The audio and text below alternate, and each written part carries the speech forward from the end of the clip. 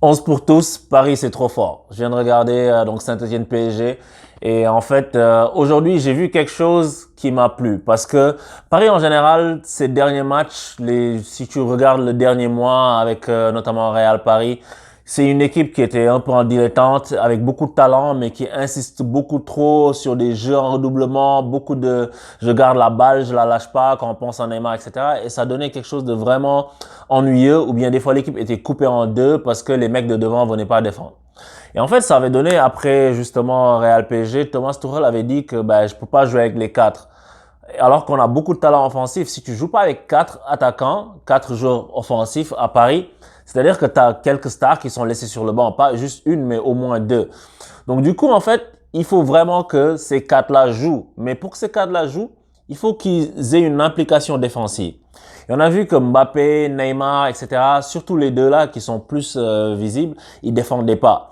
Mais sur ce match-là contre Saint-Étienne, j'ai vu vraiment un pari très sérieux, un pari très déterminé.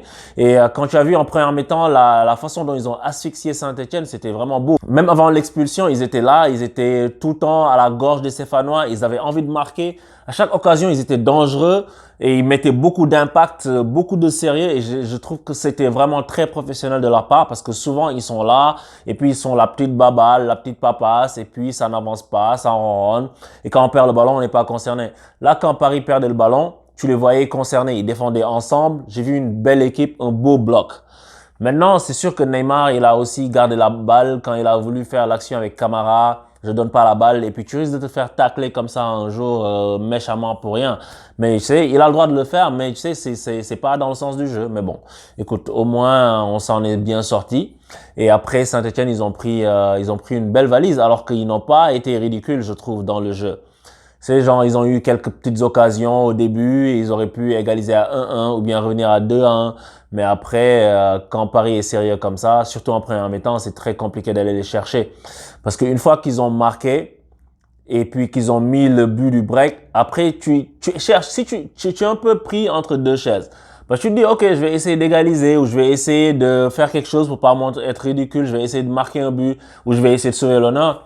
Et c'est là qu'ils te prennent en compte. Si tu regardes le dernier but, par ailleurs, c'est Saint-Étienne, ils sont à 10, ils ont passé toute la deuxième mi-temps dans leur moitié de terrain, mais cette fois-ci, ça s'explique aussi parce que ils sont à 10. Mais après, Paris leur a mis la pression de dingue et eux, quand ils sont sortis pour faire quelque chose, contre-attaque. Et j'ai déjà dit, Paris, quand ils ont de l'espace, tu peux pas les arrêter parce que Neymar, il suffit qu'il lâche le ballon en une touche de balle pour lancer Mbappé qui est super rapide, tu es dans la panade parce que, tu sais, contrôle sur l'extérieur du pied, petit filet opposé, Ruffier peut rien faire. Et c'est ça le PSG.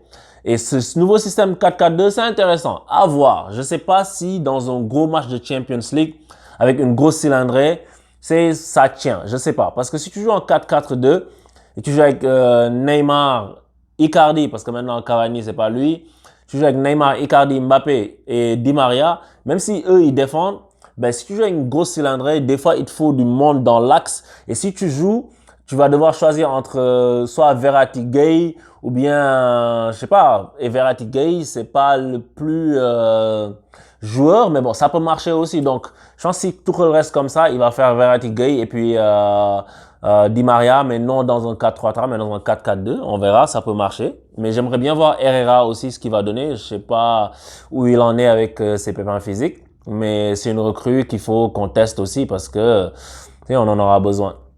Donc je trouve que Paris c'est bien comporté ce match-ci parce que des fois souvent Paris gagne et puis tu as l'impression que c'est pas eux qui ont gagné parce que tout le temps il y a des gens ils critiquent parce que je sais des fois on voit des choses qui passent pas en Ligue des Champions. Au championnat, c'est sûr que tout passe pour Paris parce que l'équipe est vraiment au-dessus de tout le reste. Mais en Ligue des Champions, il faut vraiment de l'abnégation, il faut de la détermination, il faut vraiment mettre le bleu de chauffe parce que si tu tombes sur une équipe qui est concentrée et qui met de l'impact, tu es perdu comme on peut le voir dans d'autres championnats. Et ça me permet de faire une transition vers l'Angleterre, parce que j'ai vu City-Arsenal. Et City-Arsenal, en fait, je me suis dit, je vais voir, mais City-Arsenal, ça va être bien. Mais en fait, je me suis rendu compte que ça, c'est une erreur, parce que genre, c'est juste le nom. Le nom des deux équipes qu'on a regardé, tous, on s'est dit, ça va être un bon match, parce qu'Arsenal, on se fie beaucoup sur leur gloire passée, quand ils étaient les invincibles, etc., etc. Mais Arsenal, ça n'a plus rien d'une grande équipe. Malheureusement. Et ça, je ferai une vidéo spéciale sur ça. sur la chute de ces grandes équipes-là. Mais Arsenal, c'est n'importe quoi. City a gagné trop facilement. Ils les ont écrasés, genre chez eux, tu viens, tu leur mets 3-0, peinard à l'extérieur, c'est humiliant. City, ils sont en mode genre possession de balle, combinaison, ça va vite, ils sont là, ils mettent de l'impact parce qu'ils sont habitués à jouer comme ça. Mais Arsenal, ils vont à 2 à l'heure. Et je trouve que Guendouzi, par exemple, si tu parles de quelques joueurs pour préciser, c'est un joueur qui est bon à la relance, mais défensivement, il pêche. Sur le troisième but de De Bruyne, si tu regardes De Bruyne, comment il fait, il place son corps entre Guendouzi et le ballon, et puis le gars peut plus rien faire. Et dès qu'il est passé, il y a une passivité, et puis le mec peut mettre son enroulé pied gauche au poteau, quoi, dans le soupirail. Et ça, Arsenal, ils l'ont traîné pendant tout le match. Tu sentais qu'il n'y a pas de révolte dans cette équipe. Il n'y a pas quelqu'un qui dit, OK, genre, on est mené, les gars, on joue, on y va à fond, etc. Il manque beaucoup de caractère à Arsenal. Ils ont des joueurs qui sont passifs. Même Ozil qui est un joueur que j'aime beaucoup. Mais tu sens pas de détermination dans les prises de balles des gars. Tu sens pas que genre, OK, on va prendre le ballon, on va aller faire mal à l'adversaire. Et je trouve que ça manque à Arsenal. Et malheureusement, si tu es supporter d'Arsenal, tu souffres. Tu sais, je sais pas qui souffre plus, supporter d'Arsenal ou supporter Marseille. Dites-le moi en commentaire, les gars. Mais tu es supporter d'Arsenal si tu vois d'où tu viens. Les joueurs que tu avais, des Gilberto Silva, tu sais, des Patrick Vieira, des Petits, des Ray Parlour, des mecs comme ça, des Tony Adams. Aujourd'hui, tu te retrouves avec des mecs genre tout passe, des Martin Keown, des fous. Et aujourd'hui, Arsenal, malheureusement, tu viens, tu prends tes 3 points, tu t'en vas. Comme si de rien n'était. Et ça, c'est pas normal. Mais en tout cas, en Angleterre, pour parler plus généralement de ce championnat, la course au titre, ça m'a l'air fini. Hein. Je veux pas m'avancer, mais ça m'a l'air un peu fini, les gars, parce que si tu as 11 points d'avance sur City, parce que je pense pas que ce soit Leicester le candidat le plus sérieux à la concurrence pour Liverpool, mais Leicester a 10 points, City a 11 points, ça sent la fin. Je pense qu'après le Boxing Day, si on arrive en janvier avec ce genre d'écart-là, c'est fini. Parce que Liverpool, ils vont pas lâcher l'affaire. Là, ils sont pas flamboyants de ouf, mais ils sont quand même là. Ils caracolent en tête, ils gagnent, ils peuvent pas s'empêcher de gagner, les gars. Ils ne font même pas match nul. Alors qu'ils font pas des prestations de dingue. Mais ils sont devant City, 11 points. Après, le prochain match de Liverpool en championnat, c'est Leicester. Si perdent contre Leicester, allez, pour mettre du piquant dans le championnat un peu, tu vois, seuls les fans de Liverpool vont pas être d'accord avec ça. Tu sais, disons que Liverpool perd, et puis Leicester revient à 7 points, tu vois, et que City gagne, City revient genre à 8 points, tu vois. Et puis après Boxing Day, un petit match nul par-ci, les deux autres qui gagnent, et puis ça se tient à 5-6 points. Là, le championnat serait super intéressant.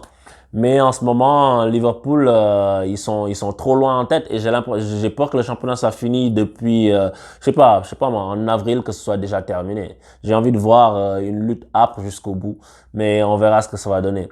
Et pour finir, je vais vous parler d'Espagne parce que le Real et le Barça se tiennent encore au coude à coude.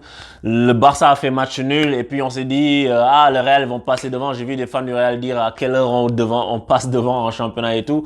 Mais le Real n'a pas su en profiter. Barça fait 2-2, le Real fait 1-1 face à Valence. Et donc du coup, ils sont tous les deux au même nombre de points. Et écoute, maintenant, on va se diriger vers le Classico, qui est le match que tout le monde attend. Mais je suis un peu déçu que le Classico se joue un mercredi. Tu sais, genre en plein milieu de semaine comme ça, je sais, il y a beaucoup de gens qui pourront pas le voir en live, mais bon, écoute, on essaiera de débriefer quand même quand on aura l'occasion, parce que c'est des matchs normalement que tu mets le samedi pour que tout le monde regarde, mais écoute, c'est un peu bizarre, mais on verra parce que l'Espagne c'est serré. L'Espagne c'est serré cette année et aucune équipe se détache de façon genre vraiment flagrante entre ces deux-là. Toutes les deux équipes sont bonnes, donc ça devrait donner un match assez serré à mon avis, le Classico, mais on devrait voir quelques buts. Allez, un petit 2-1, je sais pas pour qui encore, tu vois. Et puis, on pourra débriefer ça ensemble. Donc, c'est ça pour l'Espagne. On se pour tous, je vous dis bien à bientôt pour le tirage au sort de la Ligue des Champions. Je vais pouvoir vous en parler, vous donner mes impressions sur ce que je pense des équipes qui vont se rencontrer et puis de qui a des grandes chances, etc. Pour ma part, en tant que supporter parisien, je ne crains aucune équipe. Mon équipe, c'est pas une histoire de talent qui lui manque, c'est une histoire de caractère. Et puis, peu importe qui tu mets, Même si je tire, je sais pas moi, Naples, Dortmund, Tottenham, ça me va. Chelsea, ça me va. Tu vois, j'ai juste envie d'y aller et puis de vibrer et puis de donner le meilleur. Et on espère que Paris ne nous fera pas honte cette année. On se pour tous, abonnez-vous, activez la cloche. À bientôt. Ciao!